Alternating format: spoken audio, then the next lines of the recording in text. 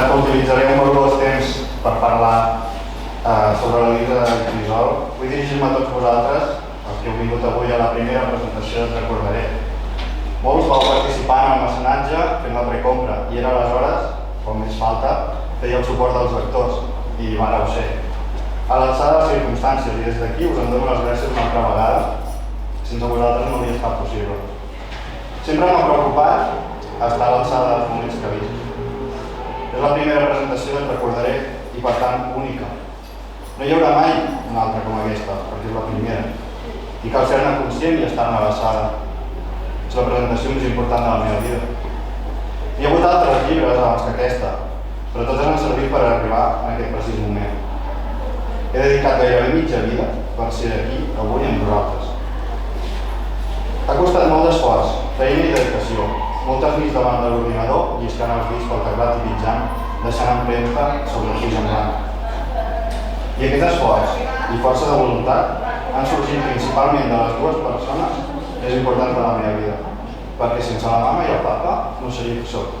No tindria aquest ímpetu ni perseverança, perquè gràcies a ells he après que amb esforç, energia i empenta tot té la seva recompensa i que res vindrà perquè sí. És per aquest motiu que parlo d'estar a l'alçada del moment. I ben segur que no ho hauria estat si no hagués explicat això abans de la primera presentació de Recordaré. De fet, no tindria cap sentit, sense dedicar-li al meu pare, tal com li dedico a ell. Va per tot. Dit això, ja ho avanço.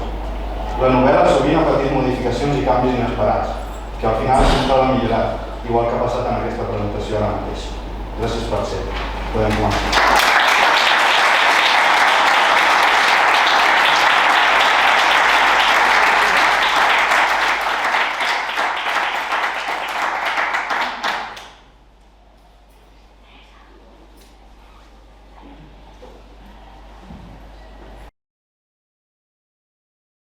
Tinc tanta son. Crisol és grisa, avorrida i monòtona, amb uns habitants que només miren de satisfer el seu ego amb unes vides irreals dins la xarxa. Tot segueix el seu curs predeterminat. Vivim programats per complir unes funcions i satisfer un sistema obsolet. Per què m'hauria d'interessar viure en un lloc així? Per què m'hauria d'interessar despertar? Quan em llevi, hauré complert els 18 anys. Els records se'm mesclen en una barreja de colors descontrolats. I sento que he de ser jo. Aquesta vegada sí. No podria ser ningú altre. I trencar amb el patró. Convertir la repetició dels dies en un clam per la llibertat. Deixar de ser qui em diuen que he de ser. Em dic Lisa i tinc son, molta son. Però toca despertar. Toca ser.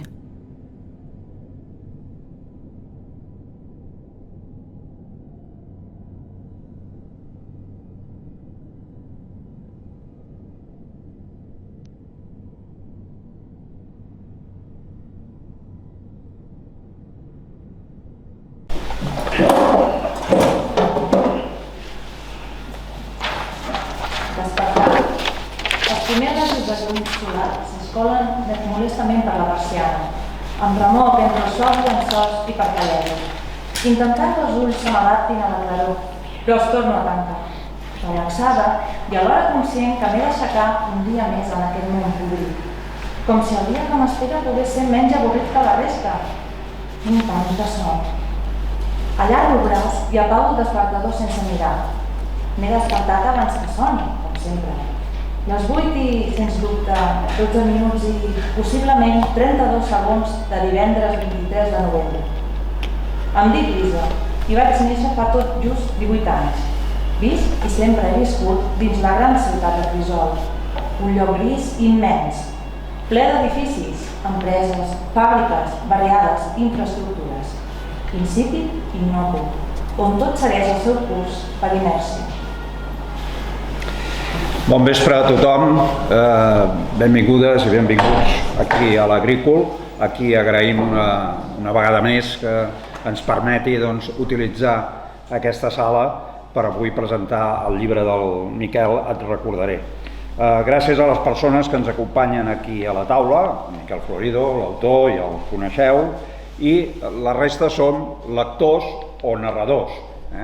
Tenim l'Anna, benvinguda Anna, la Vinca, jo mateix, Jaume, i evidentment la Mireia Monterde, que segur que heu pogut identificar amb aquesta narració que ens acaba de fer com la veu de la Lisa. La veu només, no la Lisa. Gràcies també a tots vosaltres per ser aquí i poder compartir tots plegats aquest acte. Miquel Florido el coneixeu, per tant el que diré segurament ja ho sabeu, però és un quintinenc que viu a Vilafranca, és informàtic, sommelier, socorrista i escriptor, i potser em deixo alguna cosa.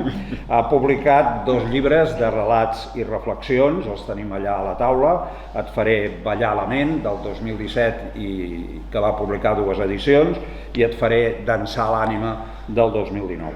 És membre de la secció literària de l'Agrícola Literari de Vilafranca del Penedès i del grup d'autors penedesencs Mir Geribert.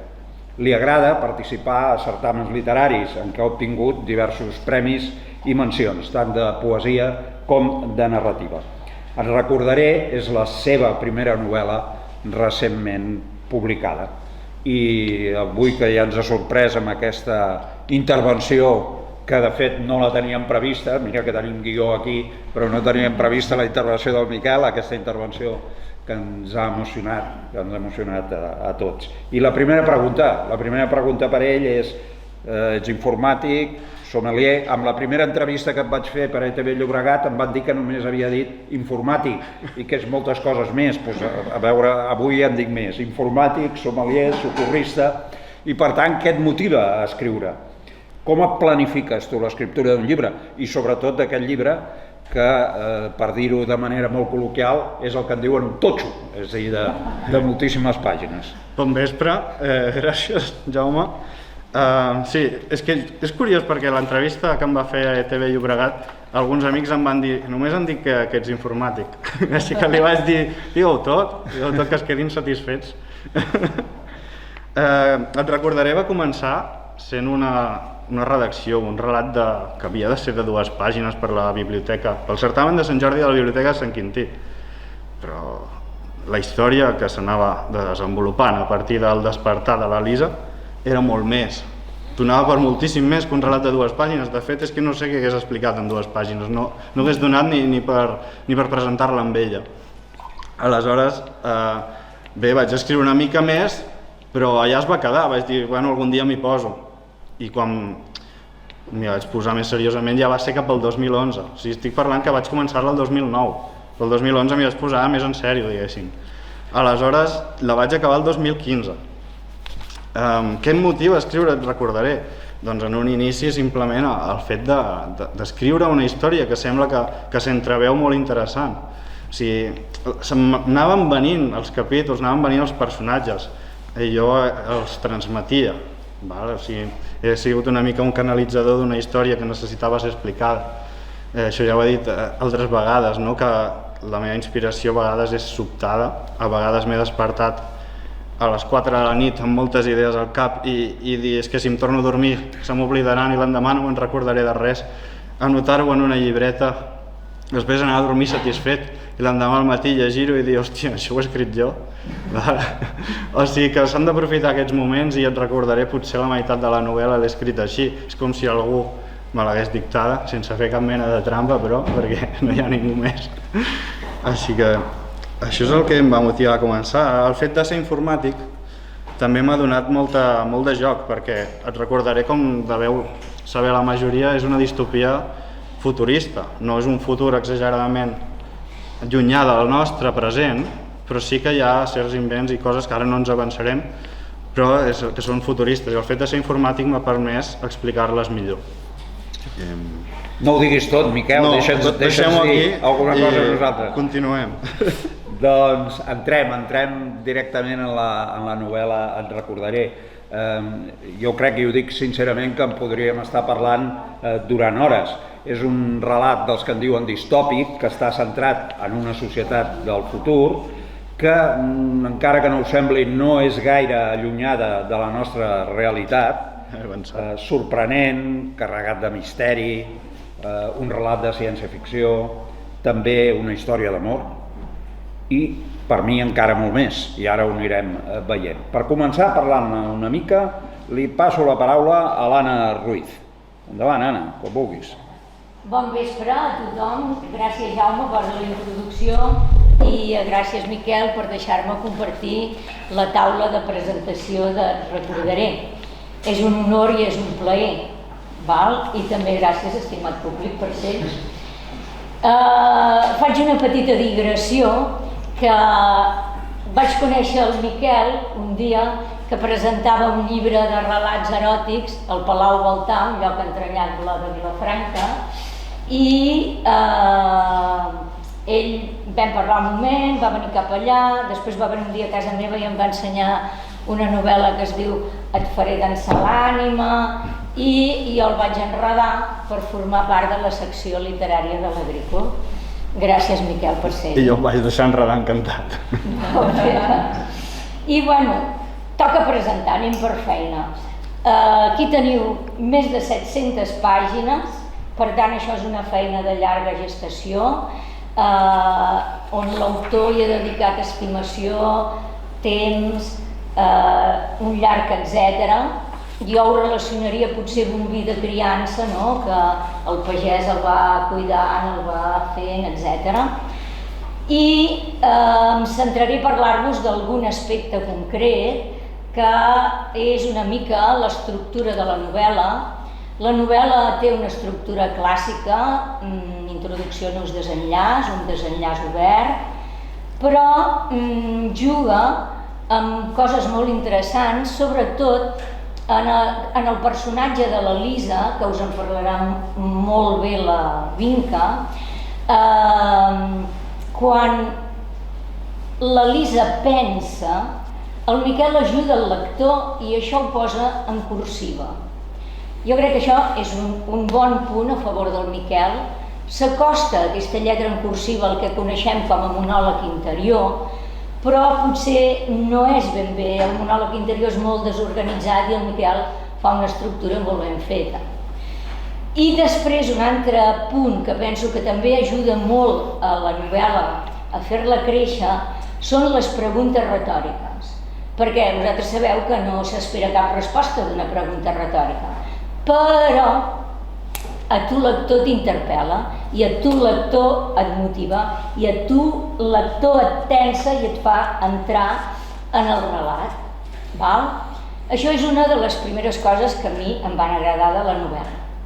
I ara voldria parlar d'un punt, després si de cas més endavant ja reprendré aquestes coses de les tècniques narratives, però hi ha una cosa que com a dona a mi em va cridar l'atenció de la protagonista, que és dona, però no és una dona arquetípica i no porta penjat a l'esquena tots els tòpics que se'ns posen a les noies i a les dones. Bueno, noies no ho deia per mi, no ho pensem malament. I penso que el Miquel sap fugir de la misogínia que ens envolta tant a la ciutat de Crisol com al nostre món de cada dia, no?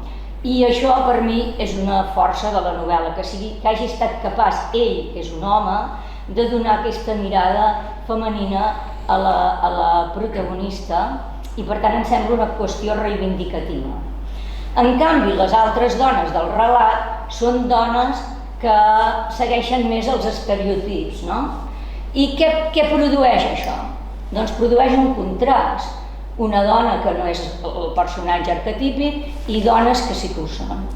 I penso que aquest és un element clau de la novel·la.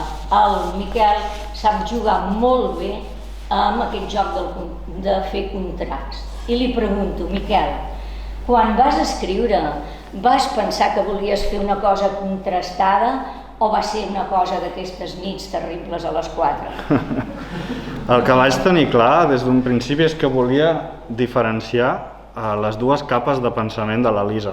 Penseu que el llibre està en primera persona del present tota l'estona, esteu dins el cap de l'Elisa tot el llibre, és l'únic personatge principal, els altres van i venen, i l'Elisa sap d'ells el que ells expressen o mostren o fan saber, perquè ella el que pot fer és deduir, més enllà d'aquí. Aleshores, per diferenciar la narració de jo faig això, jo faig allò, veig que l'altre fa això, etc., dels pensaments propis d'ella, de ui, què voldrà fer aquest ara amb això, saps? Aquests van més en cursiva, o les reflexions pròpies de sobre la societat, tal. Volia diferenciar-ho, i de fet sona estrany, però quan ho llegeixes et dones compte d'aquestes dues capes de pensament, la narrativa i la reflexiva, i crec que són ideals i que si no hi fossin perdria moltíssim el llibre.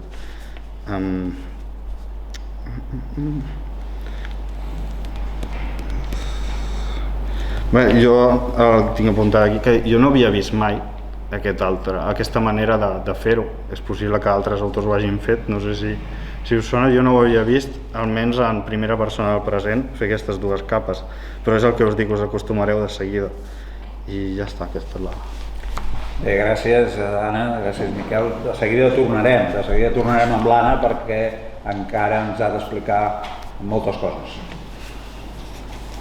Què se m'escapa a part de tot plegat? La pregunta aleshores seria: què és el que sé? Sé que soc l'Elisa, d'això n'estic gairebé segura. Sé que segueixo viva a pesar d'haver estat a punt d'abraçar la mort més d'una vegada. Sé que soc l'Elisa. Sé que sempre he seguit endavant per saber la veritat, però la veritat és un mar immens. Jo estic tancada dins una bombolla al bell mig, intentant respirar el mateix aire una vegada i una altra, per no ofegar-me. Però això em deixa sense oxigen més ràpid, ja que la bombolla es va fer més petita i podria esclatar en qualsevol moment. Parlant de l'Elisa, ara li demanarem a la Vinca, que és la que tenim a l'extrem de la taula, que ens presenti el que és el personatge principal, el que diríem el personatge amb majúscules, l'Elisa, perquè quan comencem a endinsar-nos en aquesta història de la mà de l'Elisa, una noia que acaba de complir 18 anys, ens trobarem això, un relat molt original i diferent, un món de vegades surrealista, ple d'espais imaginaris. Coneixerem per primera vegada Crisol, una gran ciutat sorgida d'una fusió de mons fosos en un de sol, segons l'autor. En determinats passatges no sabem on acaba la realitat i comença la fantasia. Experimentarem incursions que ens fan viure des de dins mateix com una realitat alternativa als videojocs. Vinga, quan vulguis. Doncs bona tarda a tothom. Jo us parlaré del personatge principal. Per mi és una responsabilitat molt gran perquè l'Elisa és el llibre, diguéssim, més et recordaré, i per això jo crec que és tan important ella i tot el que la seva personalitat, la seva manera de relacionar-se, perquè recordaré és un llibre que et colpeix realment i és per l'Elisa, per com en Miquel l'ha construït. Intentaré presentar-vos-la una mica. Per començar, l'Elisa es lleva quan acaba de fer 18 anys, per tant s'acaba d'obrir un nou món davant d'ella i això fa que ella tingui moltes portes. La primera nit amb 18 anys ja va a la discoteca Desig. Ai, la mascareta, perdó. Això, que ja va a la discoteca Desig la primera nit i allà, que la Desig es troba a Crisol, és la discoteca més famosa, i allà l'Elisa comença a veure que li passen coses estranyes, comença a veure gent que representa que la coneix però que ella no coneix, i això fa que ella vulgui indagar sobre el seu passat, sobre qui és el que no coneix, I això ens fa veure molta valentia per part seva, perquè pot ser que descobreixi coses que no li agraden sobre el que és ella realment, i per tant veiem en aquesta noia una noia molt forta, independent, valenta, tot i que no li agrada destacar, o sigui, és tancada, la veiem amb la caputxa, la portada, sempre negra, I com us ha dit l'Anna, doncs és una noia i això també fa que es vegi molt més destacat tots aquests aspectes, perquè al final el Miquel ha fet l'Elisa molt humana, està plena de clarobscurs, o sigui, és un personatge que té el seu cantó fosc, el seu cantó més lluminós i s'està entrellaçant tota l'estona, i això és el que fa que a partir d'aquest monòleg interior, que a vegades ja a la novel·la doncs, la podem realment conèixer, no? Perquè això et fa posar la seva pell i jo l'he sentit molt propera, no? O sigui, com parla, com es relaciona, com pensa. I llavors li pregunto al Miquel d'on va sorgir la Lisa i el seu nom, perquè d'on va sorgir també. El tema del nom és spoiler, així que no ho puc explicar. Però així venen més ganes d'acabar-lo, La Lisa va sorgir una mica de la necessitat d'escriure, o sigui, de les ganes i la il·lusió, com he dit abans, va començar sent un relat i ha sigut un catalitzador d'emocions, reflexions, pensaments diversos que el meu jo del passat li podien remoure a la consciència i ui, algunes d'aquestes reflexions encara me la remouen ara. Ha sigut una catarsi, buidar i omplir-me a la vegada, rebosar de ganes de seguir i seguir amb ella, perquè ara que porto dies sense estar en el seu cap, diguéssim que fins i tot la trobo a faltar després de tants anys. De fet, quan m'hi vaig posar amb la correcció i la revisió vaig notar que la tornava a sentir a prop i vaig afegir alguns paràgrafs, alguns capítols que els vaig reescriure i va ser com retrobar-me amb algú que trobava molt a faltar. La Lisa efectivament té els seus obscurs i els seus clars i això la fa humana. A vegades podria ser un antiheroi més que una heroïna en algun moment, perquè comença odiant a la societat de Crisol, menyspreant-la, perquè la gent de Crisol va a la seva bola, són molt individualistes, no hi ha companyerisme, cadascú va a la seva, ningú mira pels altres. Per posar un exemple, estan atracant algú al carrer, doncs la gent passaria del tema. No és tan diferent del que passa avui en dia a Barcelona, no us enganyeu. I ella, doncs, el que li agradaria és que la societat fos millor, que la gent es preocupés pels altres. El que passa que ho veu tan negre en un principi que ella simplement vol que la deixin tranquil·la, vol estar al seu rotllo i com que el món és un cas perdut ja, almenys Crisol. Però a través del seguit de personatges que van apareixent del no-res que diuen que la coneixen i ella, doncs, en lloc de dir no, jo no et conec de res, doncs ella decideix que vol saber per què la coneixen, no? Vol indagar en aquestes persones, vol seguir avançant i és així com a personatge madura, avança i a partir d'aquí doncs, veu una manera diferent d'interpretar el seu entorn i de ser una mica més optimista. Doncs això que deies, Miquel, que la Lisa al final no li agrada Crisol, no li agrada la societat. La Lisa és un personatge que està enfadat amb el món que l'envolta, o sigui, no accepta el seu voltant i és això, tot i que al principi sembla que ella fa la seva vida i tampoc s'hi posa, al final és un personatge molt complex i que realment se sent tocada pel que els passa als altres. És molt empàtica i és això, o sigui, combina el fet de voler ajudar els altres, tot i no voler destacar, i amb el fet d'arribar fins al fons dels seus records i trobar realment què és ella, no?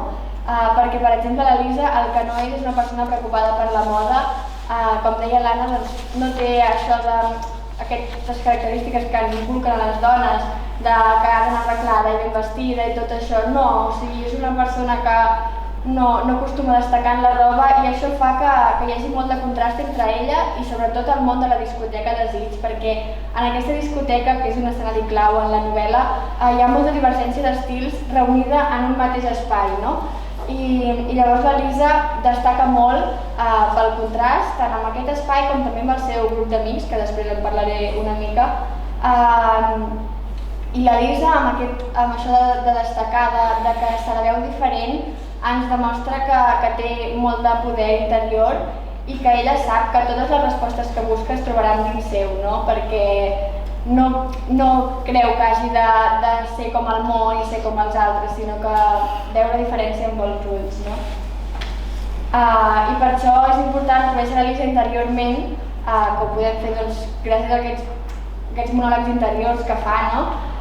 Perquè, per exemple, ella no ha estat mai interessada en la xarxa, fins que el dia del seu aniversari rep un ordinador nou i un amic li envia un correu molt estrany perquè l'amic aquest està mort i això ens dona a conèixer el seu poder d'adaptació, no? Des de les primeres pàgines del llibre. És una persona que sempre té les situacions sota control, que és freda fins i tot a vegades perquè sap adaptar-se, sap amoldar-se a les situacions, tot i que després també veiem que va evolucionant, no? Per tant, és això que dèiem, que és una persona realment humana perquè es llaura el seu camí, no segueix cap camí ja marcat i això fa que tingui facilitat, no? Per conèixer ella mateixa i per créixer interiorment, per demostrar el seu valor.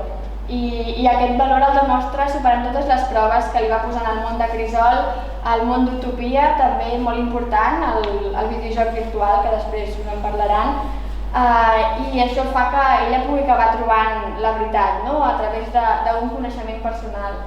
Llavors jo, Miquel, et voldria preguntar que, clar, la Lisa té una personalitat molt forta, un caràcter molt obert, tot i que sempre està allà amb la seva caputxa negra i com tancada al món. I, clar, el fet que ella no vulgui ser centre d'atenció també, quin joc t'ha donat aquesta protagonista? La Lisa ha donat tant de joc que ha sigut un joc en si, perquè per mi ha sigut molt estimulant escriure a través seu, perquè ella, tot i ser reflexiva i molt determinada i tenir clares les coses, però tot i això li dona voltes, en realitat actua de formes que cap de nosaltres faria, perquè, per exemple, tornant al que dèiem abans, si en una discoteca que tu hi has anat per primer cop, entres i a part de saber on són totes les coses, que és el que li passa a ella, com si ja hi hagués estat, et ve i et saluda la gent, et saluda el DJ, un seguit de coses que no faré més, spoilers, doncs en lloc de dir no, jo no et conec i fugir per potes, doncs ella el que fa és indagar, no? És algo que no faríem ningú de nosaltres, per tant és un joc, és molt divertit estar dins seu i trobar, o sigui, ella va evolucionant perquè tot i indagant les coses no és una xafardera ni molt menys, de fet al contrari, no suporta la gent que és xafardera ni que pregunten per preguntar. Ella vol saber, vol conèixer i pot semblar a vegades egoista perquè per tal de saber la veritat potser farà el que faci falta, però aquest punt egoista i solitari del principi va canviant per una Lisa més oberta, apassionada i que al principi com que menysprea Crisol, al final el que vol és salvar-los a tots, ja ho entendreu. Així que va mutant cap a millor, va evolucionant el personatge i a veure si el descobriu. Gràcies, Miquel. I aquesta descoberta de la que parlava i això de la seva evolució que va fent la Lisa, doncs no la fa sola, no? Hi ha molts personatges que l'acompanyen, més arquetípics, com deia l'Anna. Per exemple, tenim en el seu entorn escolar l'Alícia, la Clàudia, l'Èrica, el Francesc, i després també hi ha el tema de dos nois que sembla que estan tant en el passat com en el present de la Lisa, el Marc i el Joel, també dos personatges molt importants. I hi ha un altre personatge del món real, per dir-ho així, el món físic, que és el TK, que segueix sent un misteri, suposo que també pels que heu acabat el llibre, però després també hi ha uns altres personatges del món d'Utopia, de la xarxa, diguéssim, del món no físic, i aquí dins els personatges que eren Gris, la Crisol, que tots vestien igual, tots eren igual i que no ajudaven els altres, canvien completament i el Wood, l'Eufi, el Rei, la Anícia i el Banús són completament diferents a dins la xarxa.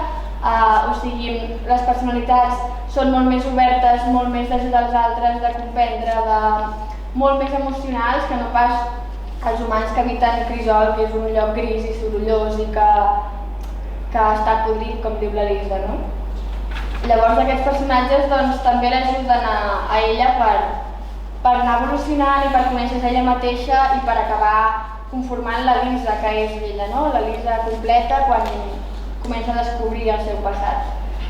I ja per acabar doncs, faig una cita del llibre que trobo que reflexa molt bé la voluntat de la Lisa de saber i de seguir endavant, de no deixar-se emportar per la mort, per la xarxa, per totes aquestes onades, no? hem de lluitar, superar les adversitats, els traumes i les desil·lusions. Sempre podem tornar a començar sense necessitat de morir. I per això jo veig que la Lisa representa el desig de superació i una mirada al futur, tot i que ella acaba acceptant el seu passat i entenent-lo. I això crec que és l'edat seva, els 18 anys, és una edat molt clau per la majoria de la gent i per la Lisa també. I per tant, en aquesta edat també hi ha l'actitud del Marc, un noi que ja veiem quasi el primer capítol que es suïcida, tan jove, i clar, dius, Miquel, com aquest personatge com el presentes tu? Ara que has dit la frase de hem de lluitar i podem tornar a començar sense necessitat de morir, aquesta frase ve perquè el Marc, que és el principal antagonista, te'n recordaré, se suïcida només començar el primer capítol i de forma inesperada la Lisa, en el seu ordinador nou que acaba de muntar, doncs rep uns correus que només pot haver enviat al Marc, i el Marc no hi és. Per tant, ella pensa que ha de ser una broma de mal gust o un joc macabre, o que ell realment està viu i amagat en alguna banda, no? Poden ser 1000 possibilitats. El que passa que realment el Marc té unes intencions i no s'ha suïcidat perquè sí, i tot té un per què, i això, el per què, és tornar a començar de zero en un nou món, i el nou món és la xarxa.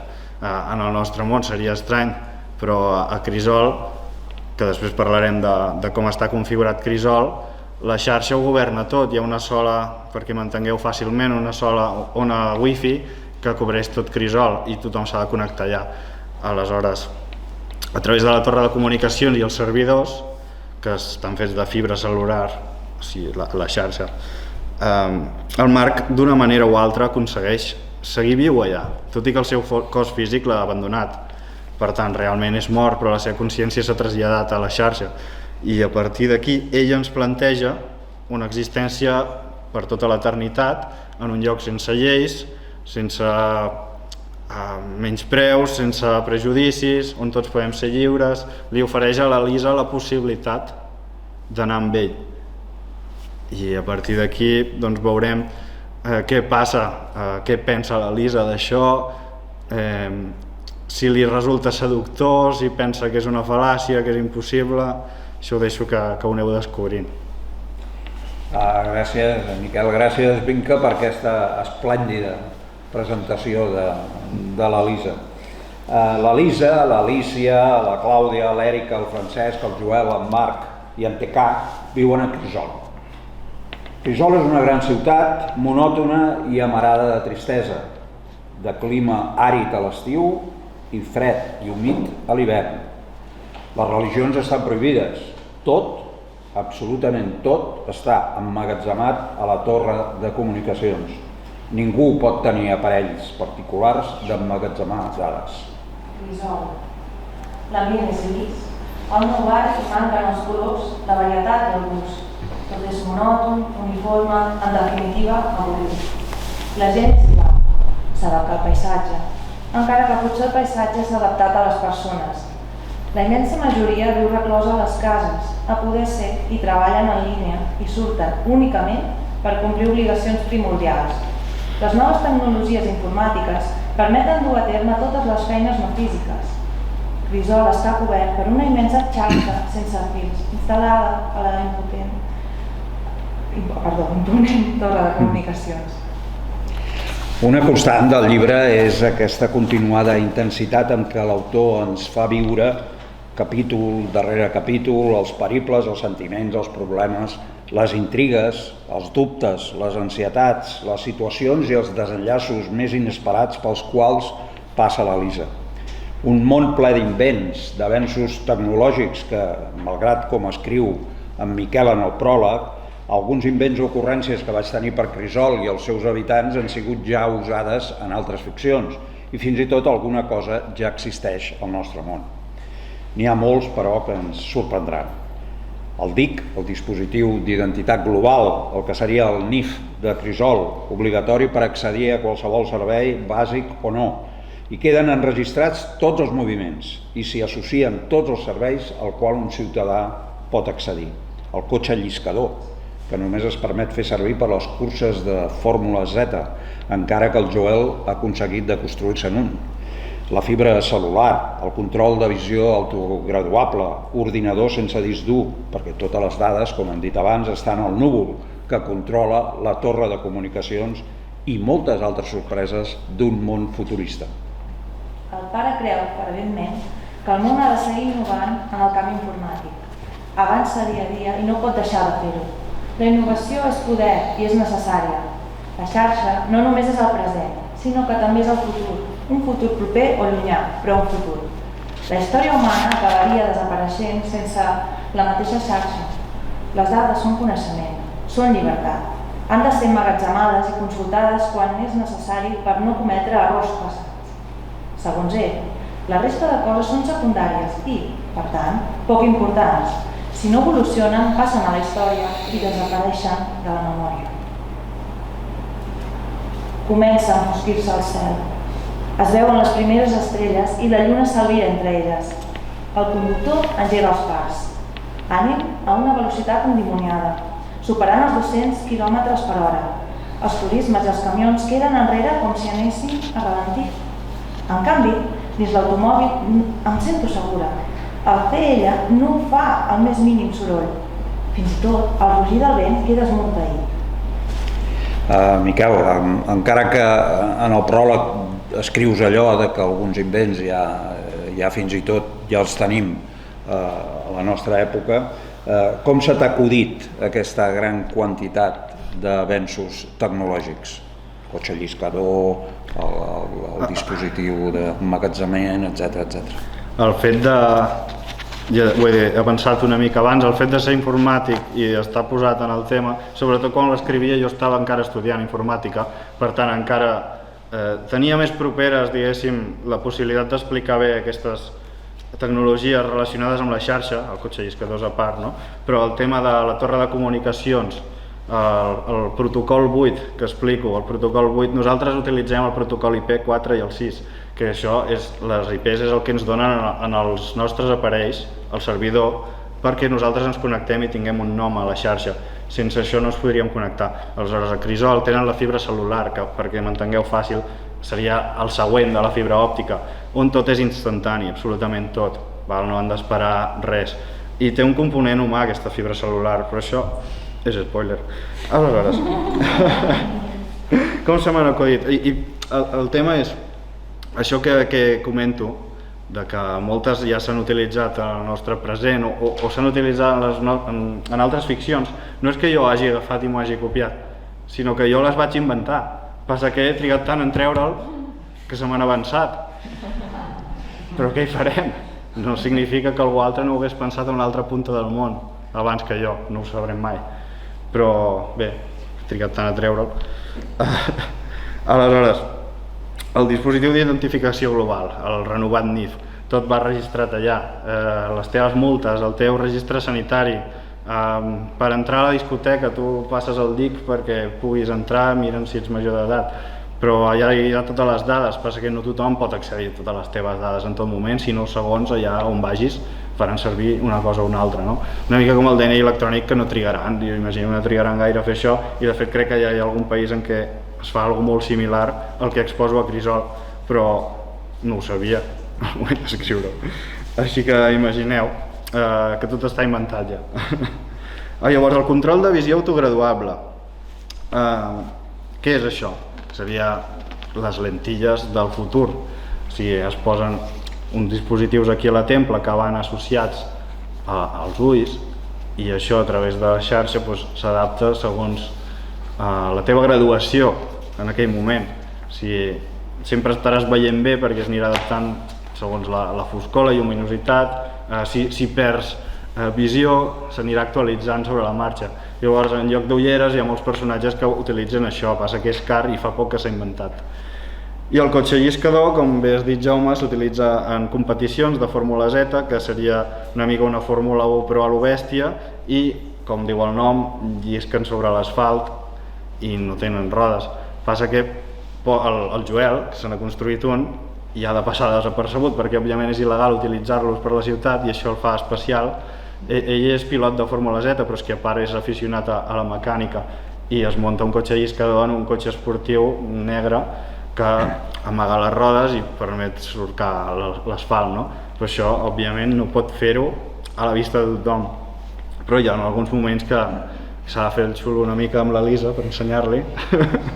Llavors podran gaudir d'aquest invent. I ara enllacem amb Utopia. Utopia, ho ha avançat abans la Vinca, és un videojoc d'immersió virtual on els personatges entren a través d'un casc o d'unes ulleres, cadascú amb el seu dispositiu, i es personalitzen a dins d'un joc en línia, que en aquest cas és un món fantàstic medieval.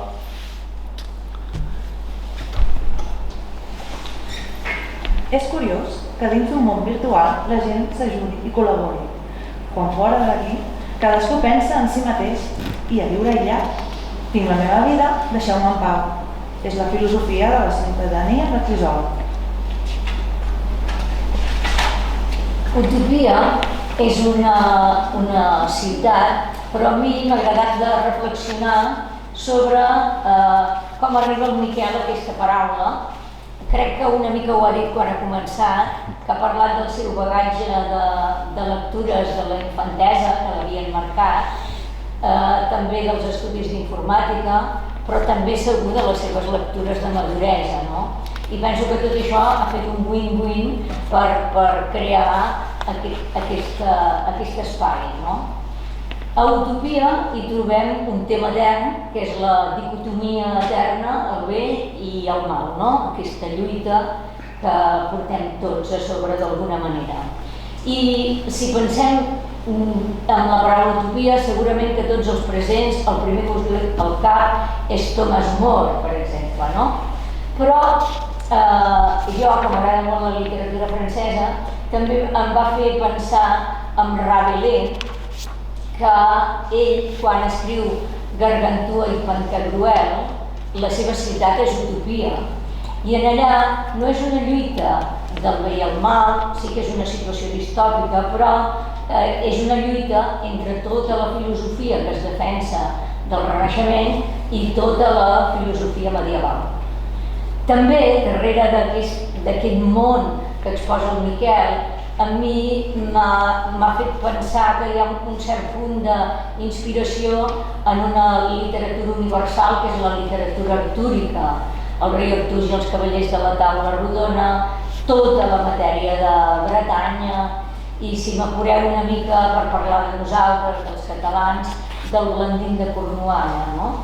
I en aquesta utopia del Miquel, doncs, les armes tenen superpoders, hi ha pocions, la protagonista té una punta de llança que té uns poders especials, etc. Però és que això ens ve d'antic, ens ve d'aquest món medieval de beuratges i pedres precioses. Penseu en aquella obra tan bonica que és anònima, que és Tristany i Isolda, o penseu en les pedres precioses que, no sé, els hi passaven als herois i tota la ferida que quedava curada, etc. Doncs aquest rerefons, aquest bagatge cultural, hi és en el Miquel, hi és en la seva utopia, i crec que és en el nostre imaginari mític de tots els que estem aquí. A Utopia. De baix cap a dalt es recreen les capes d'aquest món virtual. Apareix un gris terra pedregós, columnes molt altes, cases i teulades. Sembla que sóc a la plaça d'alguna gran ciutat. Un sol aparentment càlid que s'està ponent m'il·lumina tènuement al centre. De sobte, el silenci s'esberla. Un crit en la foscor desencadena els esdeveniments. Després d'un xiscle agònic que s'ha allargat uns segons, aterra amb un salt. És un corromput que, pel plantat al meu davant, vesteix amb una casaca espellifada i estripada, uns pantalons blaus i bruts, dels quals només li queda el teixit d'una cama intacta, gamberes de bronze i no du cap tipus de casc ni protecció a la resta d'extremitats. Té la cara fosca i recognoscible, i per tot el seu cos hi té taques de sang, algunes grans, d'altres només són esquitxades. Miquel, d'on sorgeix la inspiració per crear Utopia? Bé, de diverses bandes, perquè com he dit abans és un videojoc, jo sóc aficionat als videojocs, tinc molta experiència en tipus de jocs, alguns fantàstics, alguns de rol, alguns d'aquí coneixereu els Elder Scrolls, Skyrim, altres de jocs online. He agafat una mica de cada, però a la vegada també, òbviament, he agafat literatura fantàstica. Jo de jove, ja no soc jove, no, encara ho soc, no patiu. Jo vaig llegir molta fantasia, òbviament els Harry Potters, Eragon, Memòries d'Idhun, són literatura fantàstica juvenil que vaig llegir i que em van calar moltíssim. Després també m'he llegit Cançó de gel i foc, pels que no ho sabeu, és Joc de Trons, i aquí m'ha inspirat moltíssim. A part d'això, de les inspiracions, Utopia serveix per fer desenvolupar el personatge de l'Elisa, per fer que avanci, per fer que creixi, perquè a Utopia hi ha un contrast claríssim entre Crisol i el món virtual, perquè són els propis habitants de Crisol els que juguen a Utopia, perquè només es pot jugar allà a través de la fibra cel·lular i la torre de comunicacions que estan als servidors allà del videojoc. Per tant, els propis habitants de Crisol, que en un punt són individualistes i passen de tot, a Utopia estan obligats a jugar, diguéssim, ajudant-se entre ells, perquè formen clans, s'ajuden per progressar, a fer missions. Per tant, hi ha un companyerisme i un contrast claríssim que no hi és a la vida del món físic, perquè segueix sent vida real, això ja ho anireu veient. I l'Elisa avança i creix a través d'aquests personatges que veu, ostres, si són gent que viu a Crisol, però s'estan comportant d'una forma que no em quadra, com la línia que he llegit abans la Mireia. És aquest contrast el que fa créixer a l'Elisa i a veure que hi ha esperança i que encara es pot salvar la societat de Crisol. Bé, això, quan en Miquel acaba de dir que ell no és jove, jo ja m'he quedat garrativat. M'he quedat garrativat. Rectificat. Si ell no és jove, imagineu-vos. Bé, et recordaré, per això ens permet viure moltes altres sensacions i l'Anna ens ho continuarà explicant. Jo voldria destacar una altra cosa molt bona des d'un punt de vista narratiu del Miquel, que són les descripcions. Quan parla de Crisol, els espais que ha parlat la Vinca, la discoteca, l'hospital, els instituts, etc., són precises, minucioses. I quan parla d'aquest cel gris, d'aquesta boira de nit, a mi m'ha suggerit una pel·lícula que potser recordareu, que és The Road, del John Hillcoat, i això ho extrapolaria i diria, és un llibre del qual se'n pot fer una pel·lícula. Segur que al Miquel, el director, li diria retalla una mica, perquè tantes pàgines, però crec que és un altre potencial que té la novel·la del Miquel. I quan en aquestes descripcions es parla de moments de llum, del moment de l'albada, de la posta, quan es desitja veure el mar, és tot això, al contrari de la grisó que deia la Vinca, és l'espai de la llibertat, de la llibertat esperada. I relacionat amb una cosa que deia la Vinca també, a mi m'ha agradat molt en aquestes descripcions veure com s'havia currat el tema de l'estètica, de la moda dels personatges. La Lisa va amb la capellutxa, ho hem dit moltes vegades, però també fa això que fan els teenagers, que van tot el dia així, amb les mànigues amagades, sempre capcot, etc. Però quan aquesta dona entra a la xarxa, doncs portarà un cap rosa, mirall en pan, etc. Totes les descripcions de la seva indumentària tenen relació amb la psicologia del personatge, amb una Lisa de Crisol i amb una Lisa a la xarxa. I també vinculat una mica a aquest tema del vestir, doncs m'he fixat en els colors. I hi ha una cosa que la Lisa, quan està a la xarxa, té els ulls blaus, i quan està a Crisols els té bruns, no? I tots aquests petits detalls que semblen que siguin tonteries, doncs no ho són, això és un win-win per la novel·la. I, per exemple, juga amb el color vermell de la sang, força, vida, en el món de Crisol, i en el món d'Utopia llavors és un líquid lilós, violaci, etc. Per tant, el Miquel no ha deixat res a l'atzar, s'ho ha currat molt i molt. I un altre recurs literari, i amb això acabaria, és que juga moltíssim amb les anticipacions. I això, li dona un ritme molt trepidant a la novel·la. I al lector quasi que li falta aire. No puedo más, i ara què passarà? I és una manera d'enganxar-nos. Per tant, penso que les tècniques narratives estan molt i molt ben elaborades, Miquel. Et felicito per això. Gràcies, Anna. Gràcies, Anna. Bé, anem ja acabant les intervencions de lectors. Deixeu-me que us llegeixi un fragment que parla del poder. Podien esbrinar fins a l'últim detall del que havies fet, dit o pensat, però a l'interior del teu cor el funcionament era un misteri fins i tot per tu. Seguia sent inexpugnable.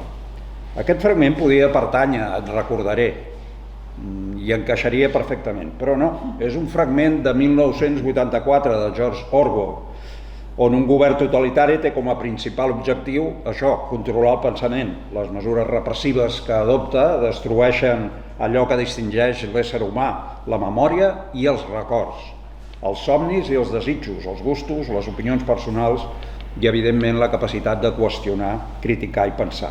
És el primer que em va venir al cap en anar llegint, et recordaré. En el món de 1984 són les telepantalles les que capten moviments i sons fins i tot de nit. Et recordaré, és la torre de comunicacions que controla a través dels ordinadors tota la vida dels ciutadans. En 1984 el que es busca és el control dels ciutadans, control mental, a través de saber-ho tot de les persones i d'aquesta manera cercar l'alienació de la gent. Et recordaré el poder exercit per la xarxa amb la fibra cel·lular, el DIC i la torre de comunicacions és gairebé total. Al pati ningú juga. Les pilotes han passat de moda, ja no interessen. Els esports que requereixen esforç físic han passat a la història. El màxim moviment que puc veure al pati són alguns alumnes que caminen mentre miren els seus comunicadors. Actualment som esclaus dels nostres propis invents.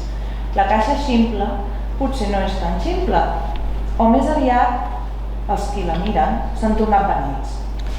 Els joves de Crisol viuen immersos en els seus comunicadors i ordinadors, han descuidat la seva vida social i viuen la seva vida en els videojocs.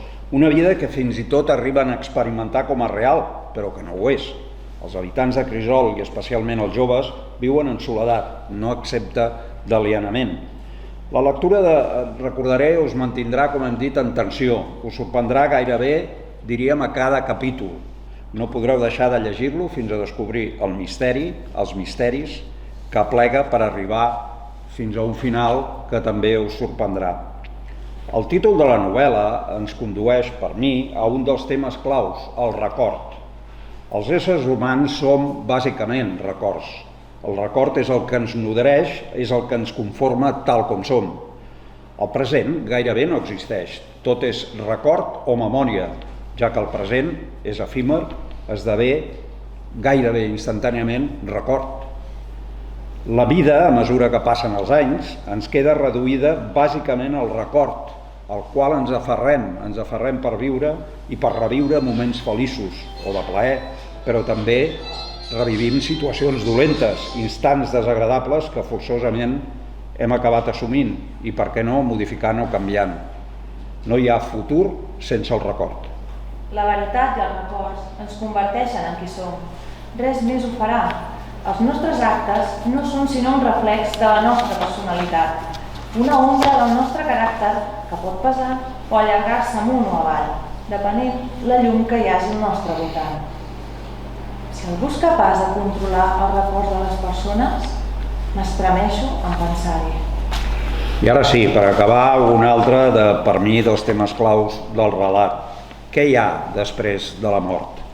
Els clàssics, les religions, la filosofia sempre han assegurat a l'ésser humà la vida eterna després de la mort, d'una manera o d'una altra.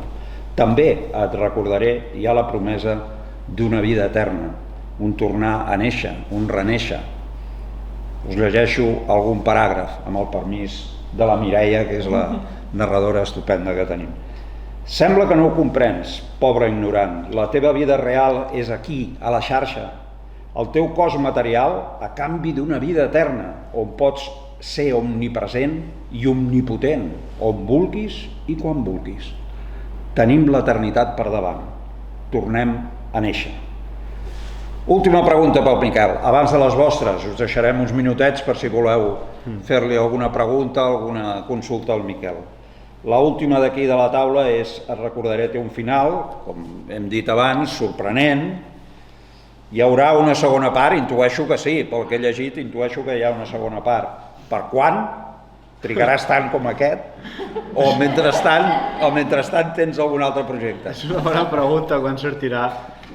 De fet, està clar que no us deixaré amb les ganes de saber com segueix, o sigui, això tinc moltes ganes d'escriure-ho, de fet està començada, la continuació d'Et recordaré es diu T'oblidaré, és fàcil, però no cal que expliqui més, però abans de T'oblidaré, que és la continuació, que continua en el punt que acaba Et recordaré, vindrà una preqüela de força anys abans, títol provisional Un lligam, potser canvia, que és molt, molt important que la narri i la llegiu abans de T'oblidaré, perquè molts dels personatges s'entrellaçaran i tot tindrà molt més sentit en un Crisol, que de fet narraré la fundació de Crisol, d'on va sorgir, i no sé si us sona un relat sobre uns bessons d'aquest llibre, algú que l'hagi llegit li sonarà. Doncs aquesta gent formen part d'aquest passat de Crisol i tot s'entrellaçarà. I això crec que us agradarà moltíssim. Un cop acabat això ja trauré T'oblidaré, que també s'ha d'escriure. De fet, d'Un lligam porto més de 100 pàgines, així que tot està sobre la marxa. I abans que això també està la possibilitat de que surti la tapa tova d'Et recordaré, perquè clar, si no hi ha estoc, de quin sentit té que surti el següent. Així que a veure si una editorial s'anima, publiquen la segona edició en tapa tova, la distribueixen a tot Catalunya, que seria la clau, i jo puc seguir escrivint altres coses. De fet, ara estic escrivint una novel·la d'humor, he dit tres coses que estic fent i Et recordaré segona edició. O sigui que tinc feina per anys en aquest sentit. La novel·la d'humor també sorgeix d'aquí, d'uns personatges que es diuen Mita i Dropo, que es diu Quim Parell. La novel·la es titularà segurament igual que aquest relat i tracta sobre uns xavals de poble amb les seves bromes, amb les seves costums, amb les seves salutacions pròpies, amb la manera d'anomenar a tothom per un mote, un pseudònim. Ells, de fet, Mita i Dropo, òbviament, segurament no són els seus noms reals, així que tots tenen el seu pseudònim i són molt divertits. Jo espero que us ho passeu bé i que serà una lectura molt més amena, que no vull dir que Et recordaré sigui dens o pesat, però diguéssim que és molt més complexa del que serà Quim Parell. Jo crec que us divertireu molt llegint-lo. Podem dedicar uns minuts, no gaires, perquè d'aquí hem de tancar a les 9, oi? O sigui, a les 9, per les qüestions aquestes que tenim de la pandèmia i tot això, hem de tancar la sala a les 9, però podem dedicar uns minuts. Recordeu que allà tenim una paradeta on teniu els llibres del Miquel, que esperem que s'exhaureixin tots avui. I samarretes. Tots els que hi ha allà. Qui tingui tots els llibres potser li falta la samarreta. Exacte. Qui tingui tots els llibres pot comprar la samarreta. I també, evidentment, us el podrà signar. Per tant, necessitem un temps per fer tot això. També pot signar samarretes. També pot signar samarretes. I recorda això, recorda-ho tu, que ho tens més per la mà que jo, el tema de que Amazon tenen... Tant en aquella taula com en aquella he posat uns fulls amb un codi QR que si l'escanegeu podeu agafar el meu primer llibre de relats, Et faré ballar la ment, en digital, òbviament, el podeu agafar completament gratis. Només aquesta setmana, per tant, aprofiteu, encara que ja el tingueu, agafeu-lo, per què no? És gratis i ja està. Va, alguna pregunta? Fem un parell de preguntes, si us sembla. M'agradaria que tinguéssim més temps, però no tenim temps. Digues. Aquí part amb la quantitat de projectes que has transportat paral·lelament, entenc. Com fas per desconnectar d'una història de tot un món, de tot un univers i connectar-te a un altre que probablement no té res a veure? No els tinc paral·lels, en realitat. Diguéssim que són coses que he començat i les he aparcat esperant el seu torn. No faig les 3 novel·les a la vegada, sinó que T'oblidaré la vaig començar fa molts anys, just quan vaig acabar Et recordaré, però està esperant el seu moment a que la continuï, i de fet ara serà molt millor del que hagués sigut si l'hagués escrit el 2016, segurament, perquè tinc interioritzades més els conceptes i sé com continuarà enllaçant-ho amb la preqüela, cosa que abans no tenia planejada. Per tant, s'està esperant.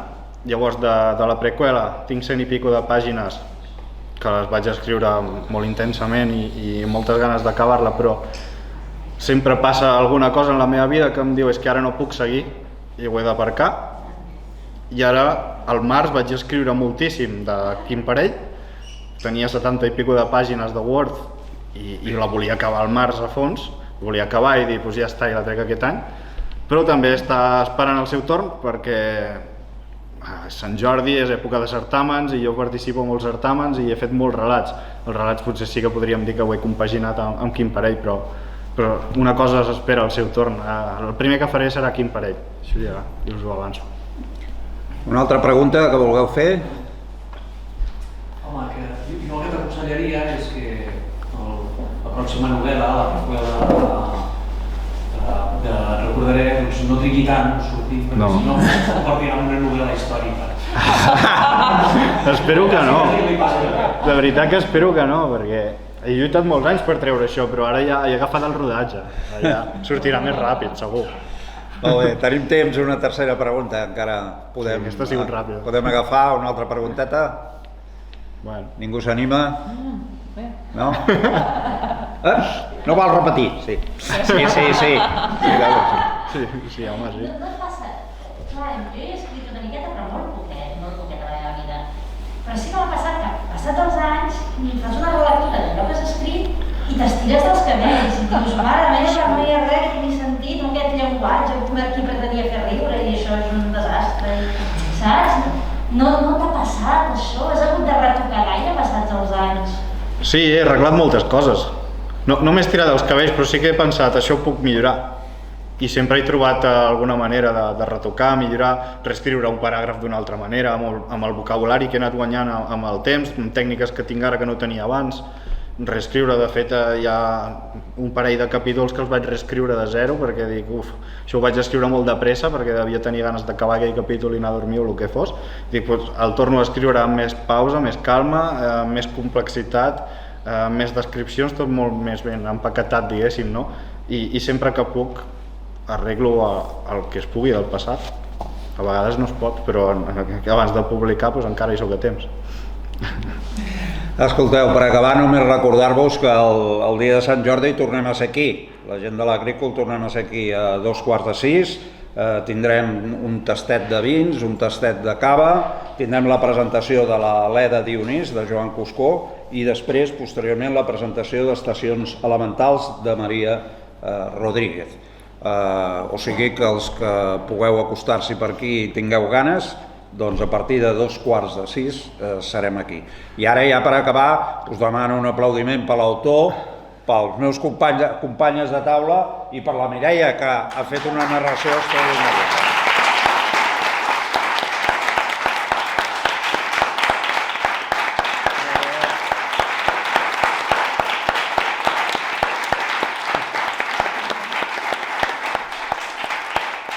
I ara a comprar llibres i samarretes, Vinga, ànim.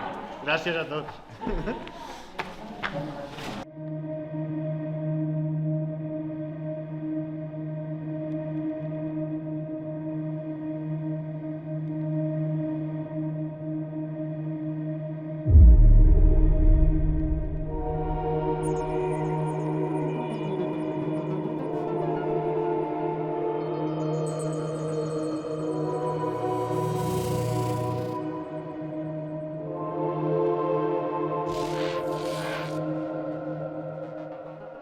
toca despertar. Toca ser.